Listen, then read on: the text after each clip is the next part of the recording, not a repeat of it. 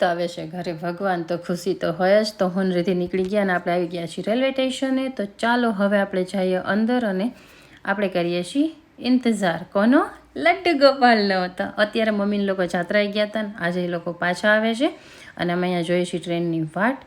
અને finally train આવી ગઈ છે અને હવે આપણે દર્શન કરવાના છે લડ્ડુ ગોપાલના. તો ચાલો, ત્યાં જો બધા લોકો આવી ગયા છે અને આ આવી ગયો આપણો લડ્ડુ ગોપાલ અને એનું એકદમ સરસ રીતે ફૂલહારથી સ્વાગત કર્યું, દર્શન કર્યા અને હવે આપણે એને લઈ જવા છે ઘરે. તો ચાલો અહીંયા બધા લોકોને મળી જાય માતાજી કરી અને અમે લોકો નીકળી ગયા છીએ ઘર તરફ.